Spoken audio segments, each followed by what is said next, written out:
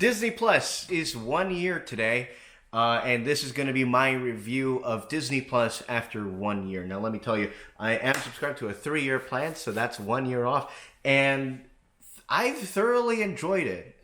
Day one was very infamous of so many crashes. So many people tried accessing it at once on day one. I remember thoroughly that the night before you were actually able to still see the content in terms of that.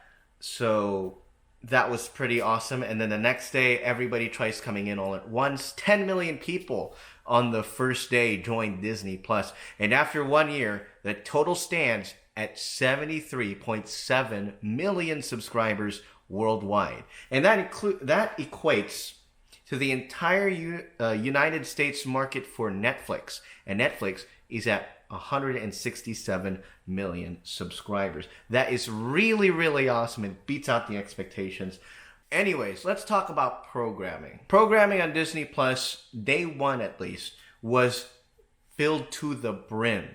Not only was I watching the 2017 DuckTales, but I also watched the 1980s DuckTales series. And that was pretty awesome. And then I started figuring out, well, maybe I should start getting into Star Wars. After all, it has its own section.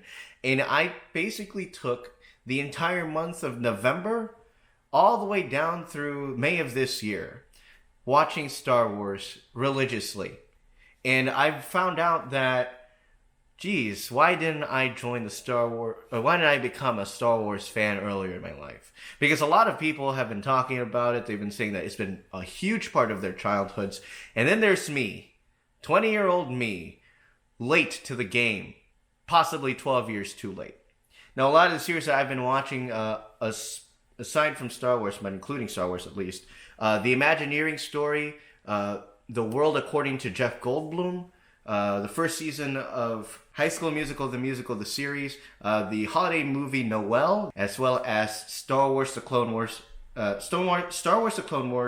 season 7, and Mandalorian episode 1. All of those were basically series that I've watched in that first year of content. And let me tell you, it was amazing when they would come out. Now, the bad thing about it is COVID. COVID happened, basically. Basically in the middle, I want to say in the middle of the Clone Wars Season 7 releasing.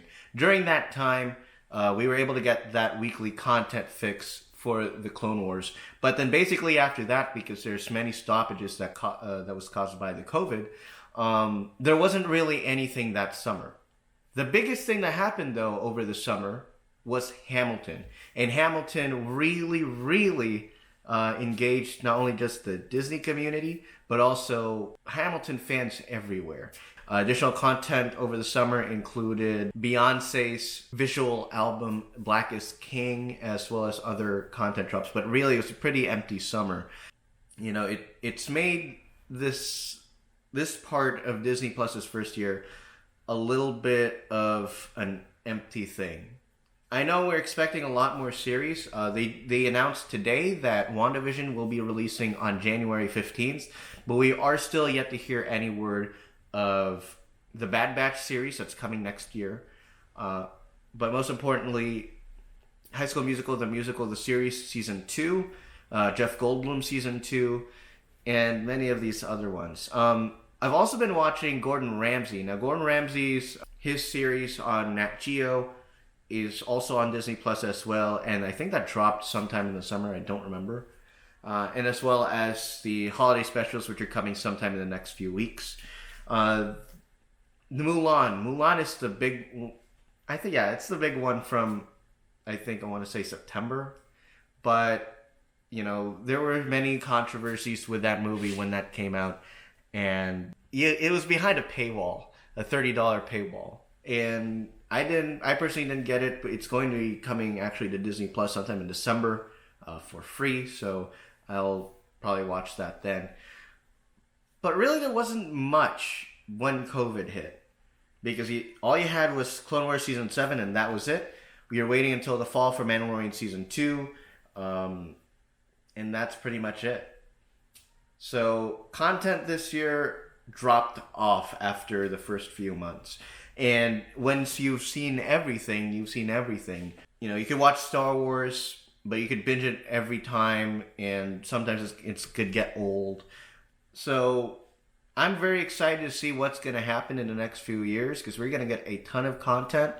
But the next couple of months, at least, I want to hone in on November and December. We're getting new films. We got Clouds earlier, last month, and that was a really good movie. Don't get me wrong. It's just that we need more series. All right? The Mandalorian is only 8 episodes long, and we need something that can at least take an entire television season to go through, like a full 20 episode season. And I'd like that a lot, but unfortunately, because of COVID and because of the way streaming is, because it's vastly different, that's not guaranteed. In terms of the app itself, now there were a couple of months, I want to say late January, early February, where I had a little bit of an issue with the UI, where sometimes I log on but nothing would pop up, and that lasted for a good month or so, and that really irritated the crap out of me. Fortunately, it was fixed, and there were some workarounds around it, but you know, some of those UI quirks got me a little bit irritated at Disney Plus a little bit. There's also several quality of life things that many Disney Plus fans really want from Netflix, where you can, while in the middle of the episode you're watching, you can actually scroll through and check out other episodes and other seasons, as well as a shuffle feature, just to see what random show comes up next, what random movie comes up next, and that would be cool to see on Disney Plus. One big thing that they came out with a couple of months ago is Group Watch. Group Watch so far has been amazing. I've been doing it every week with Jensen for episodes of The Mandalorian, and you know, it's really nice. A couple things I want to add to it is either a voice chat option or a chat box type of option. So then that way, at least for mobile, you don't have to do it for like TV. You can do it for PC, but TV makes no sense for that. But Group Watch is a feature that I've thoroughly enjoyed, because that way you can watch from the comfort of your own home with the rest of your friends connected on one single episode, on one single viewer. And I thoroughly like that. HDR is very interesting. So my Samsung Galaxy Note 20 Ultra, Galaxy Note 10, when I first got the device, that device had HDR enabled for day one of Disney Plus. But then after a week, it was suddenly pulled. I don't know why that happened. I mean, our phones, specifically my Galaxy Note 10 Plus, could physically handle HDR 10 Plus video, but I don't know why Disney Plus removed that feature for those capable devices, and kind of irritated me that I can't watch it in HDR anymore. Also, HDR acts weird on Samsung TVs, so a little bit of tweaking here and there would make that a-okay. So stay subscribed with us, because we have more content for you. Today is TASG Thursdays, which means we got a TAS Gamer later tonight at 9 o'clock. We're going to see if we can hit Old Master. I'm at 4,931 kills. I am this close to getting that, so we're going to try and push for that tonight. In addition, we also have The Mandalorian Chapter 11 live reaction show later tonight, beginning at around midnight. So stay subscribed for that. We're going to see you guys later tonight, and we got a special vlog tomorrow as well. So we'll see you then.